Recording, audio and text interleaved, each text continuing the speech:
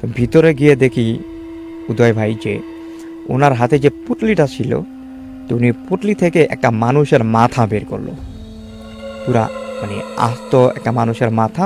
তো মাথাটা দেখে মনে হচ্ছে যে এটা কোনো মনে হলো যে এই মুহূর্তে কোনো মানুষের কাটা মাথা থেকে যেভাবে রক্ত ব্লাড টপ টপ করে বেয়ে পড়ে, ওরকম একটা মাথা।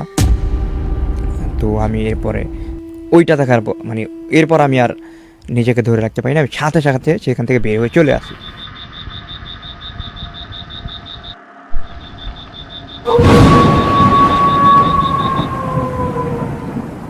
আমি সাইফুল রেহান রাজ, নারায়ণগঞ্জ ফুতলা থেকে আসছি। তো আজকে আমার কাছে বেশ কয়েকটা ঘটনা কালেক্ট করা আছে, যেখান থেকে আমি কিছু ঘটনা লিফেনারদের সামনে বলার চেষ্টা করছি। তো আমি ফার্স্ট যে ঘটনাটি বলবো সেটি আমার কালেক্ট করা একটি ঘটনা, আর এই ঘটনাটি আমি যার কাছ থেকে কালেক্ট করেছিলাম ওনার নাম হচ্ছে সুমন ভাই। তো সুমন ভাই আমাকে ওনাদের এলাকায় ইনভাইট করেছিল ভূতের ঘটনাগুলো কালেক্ট করার জন্য। তো যার পরে আমার ওনাদের এখানে যাওয়া, তো যাওয়ার পর আমি যে প্লেসটা দেখলাম সেই প্লেসটা দেখতে আসলে খুব ভয়ঙ্কর ছিল। যেটা আসলে উনি আমাকে বলল যে আপনি যদি ঘটনাগুলো কালেক্ট করতে চান তাহলে আমার মুখ থেকে শুনে না, আপনি চাইলে সন্ধ্যা পর্যন্ত ওয়েট করে আপনি চাইলে নিজে ফেস করে তারপর আপনি ঘটনা কালেক্ট করতে পারেন। তো যাই হোক, তো ওনার কথা শোনার পর আমি একটু এক্সাইটেড ছিলাম যে আসলে বা যদিও বা হয়। তো আমি কি করলাম, ওনার কথা শুনে আমি নিজেই সেখানে আর কি ঘটনাগুলো নিজে ফেস করার জন্য বা নিজে উপলব্ধি করার জন্য আমি সেখানে সন্ধ্যা পর্যন্ত ওয়েট করি। তো যাই হোক, সন্ধ্যা হয়ে আসছে, তো এমন সময় একজন মুরব্বি চলে আসে। তো উনি আমাকে বলতেছে, তোমরা কি সব কিছু নিয়ে ছেলে খেলা খেলো নাকি? এখানে তুমি রাতে একা থাকবা, মানে এই জায়গাটা খুব ভয়ঙ্কর, এখানে থাকা সম্ভব না, তোমরা এখানে থাইকো না, চলে যাও। তো মুরব্বির কথা শোনার পর ভাইয়া আমার কৌতূহল আরও বেড়ে গেল যে আসলে নিশ্চয়ই এখানে কিছু না কিছু আছে যার জন্য উনি আমাকে চলে যেতে বলছে। তো আমি ওনার কথা রাখার জন্য, যেহেতু উনি একজন মুরব্বি ছিল, ওনার কথা রাখার জন্য তো আমি ওনাকে বললাম আচ্ছা ঠিক আছে, আমরা চলে যাচ্ছি, আমরা এখানে থাকবো না। যদিও তাকে এই কথা বলছি, তো ইন দ্য মিন টাইম যখন উনি চলে যায় তখন কিন্তু আমি আসলে আমার কৌতূহল ঘটনা আমার কালেক্ট করতেই হবে। পরবর্তীতে উনি চলে যাওয়ার পরে আমরাও চলে আসি। তো কিছুক্ষণ পর সন্ধ্যার পর যখন আমরা ঘুরে চলে আসি এখানে আবারও, তো ওই সুমন ভাই আমাকে বলে যে তুমি এই যে বিলের পাড়ে যে রাস্তাটা আছে, এই রাস্তা দিয়ে সামনে দেখবে একটা পুরন বাড়ি আছে, যে বাড়িটা হলো আপনার জমিদার আমলের কিছু পুরন বাড়ি, যে বাড়ির উপর আপনার গাছ বাসা বাঁধে বা বট গাছের মতো হয়। তো ওই গাছগুলো এরকম একটা পুরনো বাড়িটাকে আপনার পুরো গাছ দিয়ে ভরাট করা। তো ওইখানে তুমি যাবা, যাওয়ার পরে ওখানে কিছুক্ষণ থাকবা, বা তুমি চাইলে ওই বাড়িটাকে ওভারটেক করো। যদি তুমি ওই বাড়িটাকে ওভারটেক করে পুনরায় ওখান দিয়ে ফিরে আসতে পারো ভালোভাবে, তাহলে আমরা ভেবে নেব যে তুমি আসলে সত্যিকার অর্থে একটি সাহসী মানুষ। আর যদি এর মধ্যে তুমি কোনো কিছু উপলব্ধি করতে পারো বা কোনো কিছু ফেস করো, তাহলে ভাববে যে আসলে আমাদের এই প্লেসটাই সত্যি, আর এখানে যে ভৌতিক বলে কিছু আসে বা প্যারানর্মাল বলে কিছু আসে তুমি সেটা কালেক্ট করতে পারবা। তো যাই হোক, যেই কথা সেই কাজ। তো আমি সন্ধ্যার পরে মাগরিবের আজানের পরে মানে ওই সময় শীতকাল ছিল, যেহেতু দেখা যায় 7টা বাজে মানে অনেক রাত। তো 7টার পরে আমি রওনা হই। তো জায়গাটা খুব খুটখুটে অন্ধকার ছিল, এতটা অন্ধকার ছিল যে মানে আমার কাছে যদি একজন মানুষ থাকে তাকে দেখাও সম্ভব না। তো আমি মনে কিছুটা ভয় থাকলেও তো আমি ঘটনা কালেক্ট করার আকাঙ্ক্ষা নিয়ে সামনের দিকে এগিয়ে যাই। পরে যেতে যেতে যখন আমি কিছুটা দূর যাই, মানে ওই বাড়িটার কাছাকাছি যাই, তখন আমার মনে হলো যে ওই বাড়ির আশেপাশ থেকে মানে অনেকগুলো বাগদাস যেগুলা বলে, ওই বাগদাস সামনের দিকে এগিয়ে আসতেছে অনেকগুলো, 2টা থেকে 3-4টা এরকম। তো ওই বাগদাসগুলো দেখে আমার একটু ভয় লাগলো, এটা ভেবে যে এটা যদিও এলাকাটা শহর, এতটা গ্রাম না, এখানে বাগদাস আসার কোনো কথা না, এই একটা প্রশ্ন। দ্বিতীয় প্রশ্ন হলো বাগদাসগুলো প্রত্যেকটা একই কালার এবং প্রত্যেকটা সাইজ একই রকম, এবং তাদের চোখের মধ্যে লাল লাল আগুনের মতো কি যেন জ্বলতেছে।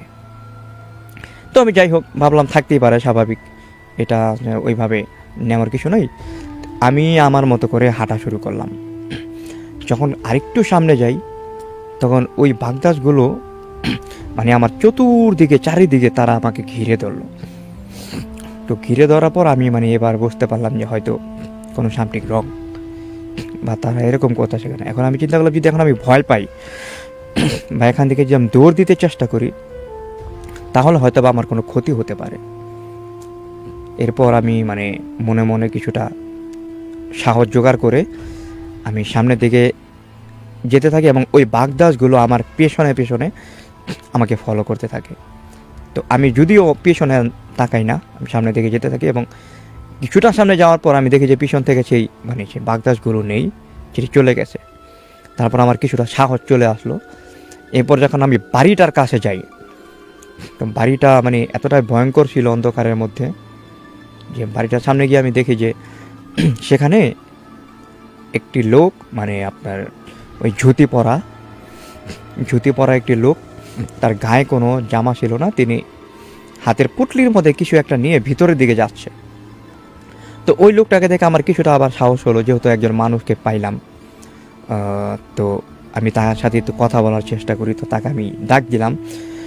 যদিও আমার দেখে মনে হচ্ছে উনি হিন্দু সম্প্রদায়ের একজন লোক, যার জন্য আমি আর ওনাকে সালাম দিই না। তো ওনাকে আমি এমনি, হ্যাঁ আঙ্কেল আপনি এখানে কি করছেন রাতে বেলা।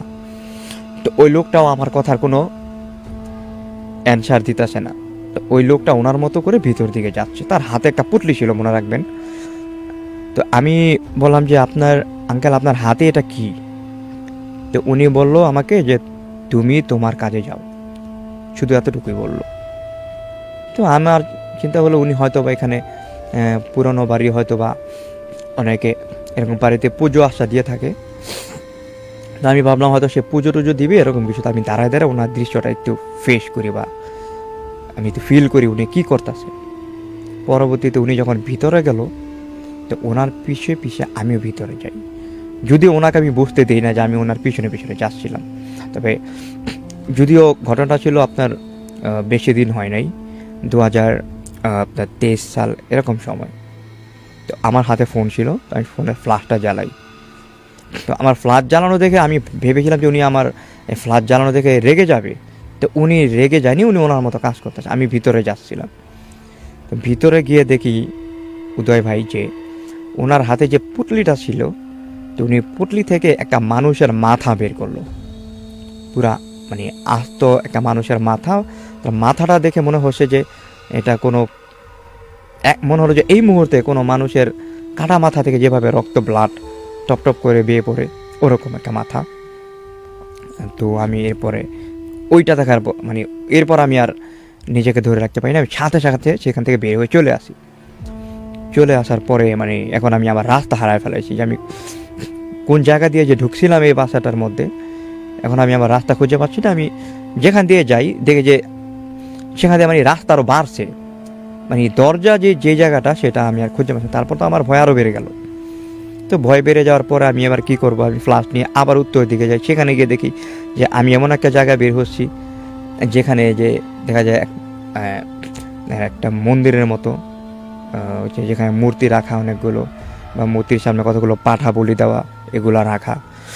তারপরে আবার ওই কী বলো ওটাকে, যখন আরেক দিকে যখন চলে গেলাম সেখানে আবার দেখা যাচ্ছে যে অনেকগুলো মানুষ একসাথে বসে বসে মানে কী যেন মন্ত্র পড়ছে বা কালো জাদু ব্ল্যাক ম্যাজিক টাইপের এরকম কোনো কিছু করছে তারা ওখানে।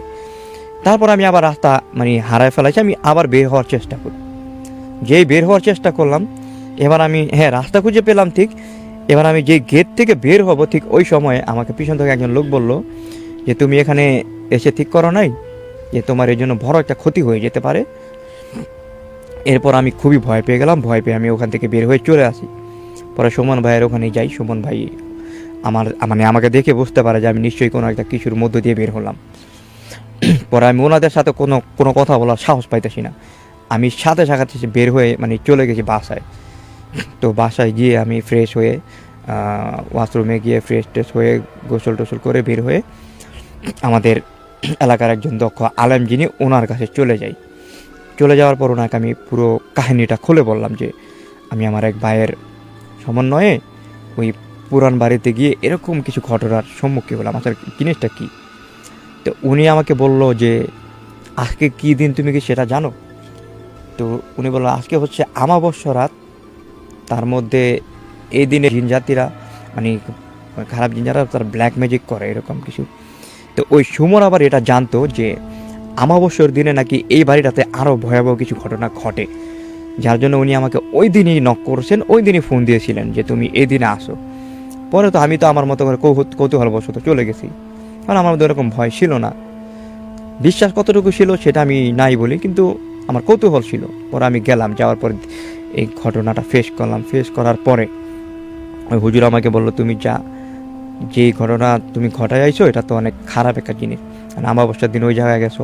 আসলে ওই জায়গাটা ভালো না, ওখানে অনেক জিনেদের বসবাস এবং অনেক আগে থেকে।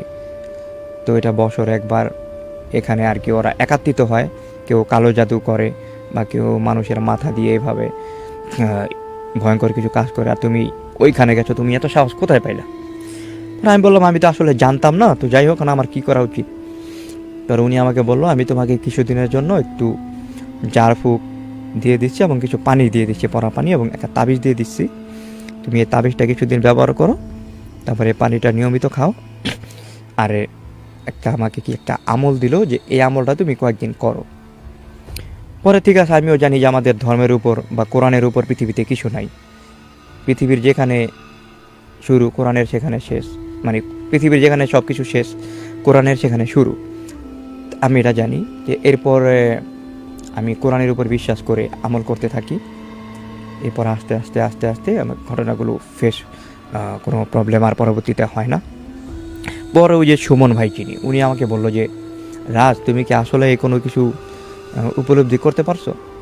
পরে আমি আপনাকে বললাম ভাই আমি তো ভাবছিলাম হয়তো আপনারা আমাকে এমনিতেই মানে ভয় দেখানোর জন্য এখানে নিয়ে আসছেন, কিন্তু আসলে যে এই জায়গাটা এতটা ভয়ঙ্কর এর আগে আমি ঘটনা শুনেছিলাম, বাট নিজে আজকে যখন এই ঘটনার মুখোমুখি হলাম তখন আমি বুঝতে পারলাম যে আসলে এই ঘটনাটা মানে এই জায়গাটা আসলে খুব ভয়ঙ্কর।